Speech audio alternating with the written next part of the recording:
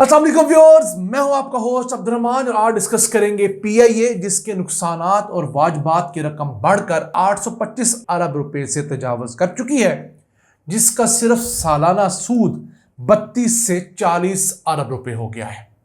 हुकूमत इस नुकसान में जाने वाले इदारे से जान छुड़वाना चाहती है और उम्मीद है कि अक्टूबर 2024 के महीने में इसे प्राइवेटाइज कर दिया जाएगा। लेकिन अगर हम देखें कि एक ऐसी एयरलाइन जिसने दुनिया की सफ़े अव्वल की 1 दर्जन से जायद एयरलाइंस को जन्म दिया, 1985 में जिस एयरलाइन ने 2 जहाज लीज पर दिए एमिरेट्स को, आज उसका अपना यह हाल है कि उसे खरीदने वाला कोई इंटरनेशनल ग्राहक नहीं, सारे लोकल 8 खरीदार थे और हुकूमत के मुताबिक उन 8 में से भी 2 ऐसे हैं जो वाकईतन संजीदा हैं। दूसरी तरफ एमिरेट्स एयरलाइन जो 1985 में पीआईए से 2 जहाज किराए पर लेकर बनी थी, आज उसके फ्लीट में 260 से ज्यादा जहाज हैं और यही नहीं, उसने 95 नए जहाज़ों के लिए ऑर्डर दे दिया है जिस पर $52 बिलियन खर्च होंगे। आप सिर्फ इमेजिन कीजिए कि इन तकरीबन 40 सालों में दुनिया कहां से कहां पहुंच चुकी है। और पीआईए जिसके पास डेस्टिनेशन जो थी इंटरनेशनल, वो सिर्फ 29 थी। 25 इंटरनेशनल मुल्कों के अंदर एमिरेट्स के पास इंटरनेशनल डेस्टिनेशंस मिलाकर 1700 हो 1700 हो गई हैं। वो किस तरह? एमिरेट्स एयरलाइन ने दुनिया भर के 100 ममालिक के अंदर अपने आप को मुख्तलिफ कोलैबोरेशंस के अंदर रखा है।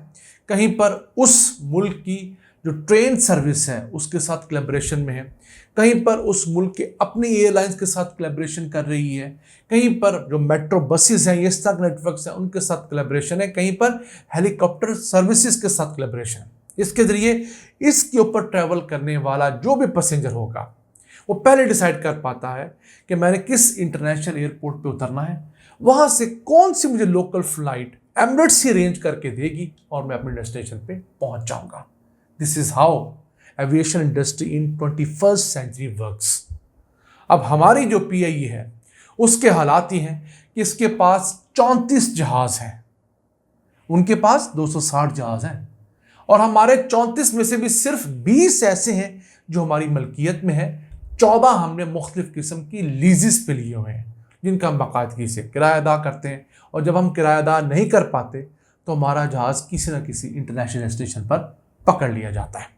अब हुकूमत ने इन 825 अरब रुपए से जान छुड़ाने के लिए, ताकि इसे को प्राइवेट कंपनी खरीद ले, 628 अरब रुपए अपने खाते में डाल लिए हैं, जो कि अब हम पाकिस्तानियों ने अदा करने हैं। अब ये हमारा पब्लिक डेट जो है उसका एक हिस्सा बन गए हैं।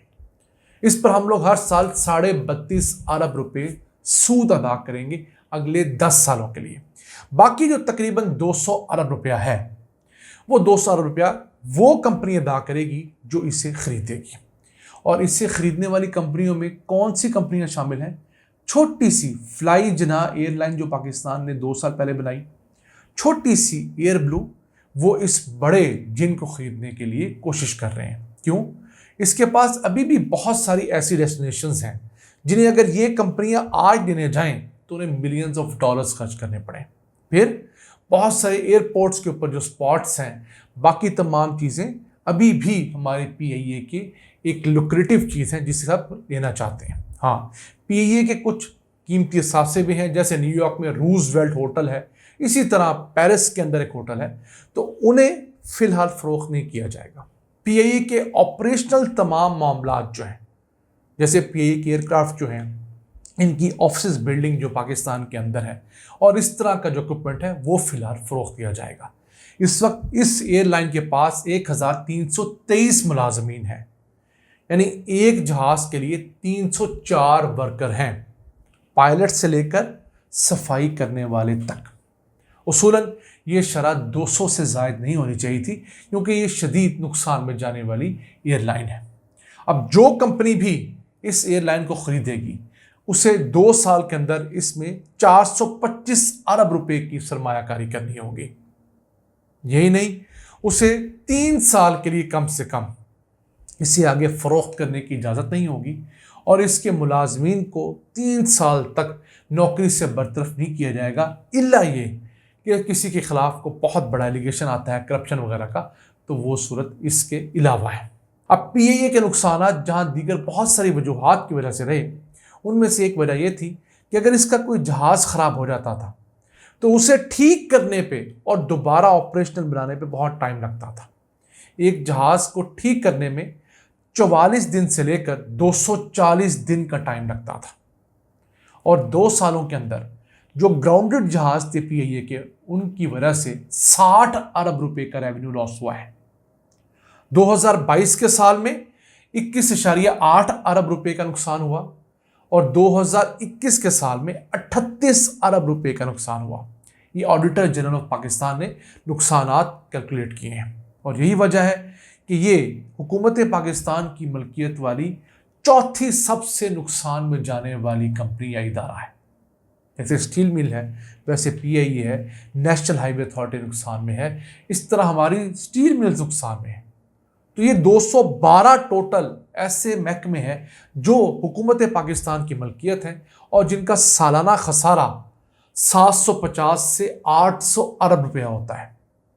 यानी ये चलते तो हैं, इनमें 4.5 लाख पाकिस्तानी बरसी रोजगार हैं, लेकिन मजमूई तौर पर इनको चलाते रहने के लिए हुकूमत पाकिस्तान को हर साल अपनी जेब से 750 से 800 अरब रुपए इंजेक्ट करने पड़ते हैं। लेकिन फिर भी इनमें से कोई ऐसा इदारा नहीं जो कि अब तक अपने कदमों पे खड़ा हो गया हो, बल्कि हर आने वाले दिन के साथ इनके अंदर हम ज़बूं हाली देख रहे हैं। तो नाज़रीन, ये हम आपसे दास्तान शेयर कर रहे थे एक ऐसे शानदार माजी की जिस पर हम फ़ख्र किया करते थे, जिसने अरब दुनिया की यानी कि मिडल ईस्ट की तकरीबन तमाम एयरलाइंस को जन्म दिया। सिंगापुर एयरलाइन हमारी इस PIA एयरलाइन की लाइन लेंथ पर बनी और दर्जनों के करीब एयरलाइंस ने हमसे उस वक्त में अपने इनिशियल स्टेज में जहाज़ लिए, पायलट्स लिए, क्रू लिया, मेंटेनेंस की सहूलियात ली। लेकिन आज ये इदारा जो एक माँ की हैसियत रखता है, जो एविएशन इंडस्ट्री में एक मादरे इल्मी था, अपनी आखिरी सांसें ले रहा है।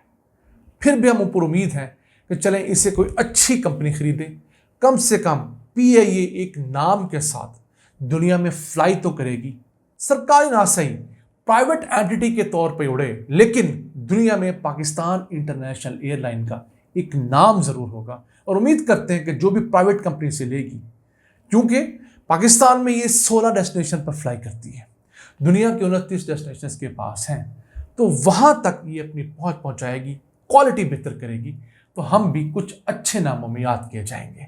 इन अल्फाज के साथ अपने मेज़बान अब्दुल रहमान को इजाज़त दीजिए। अल्लाह ने के बाद।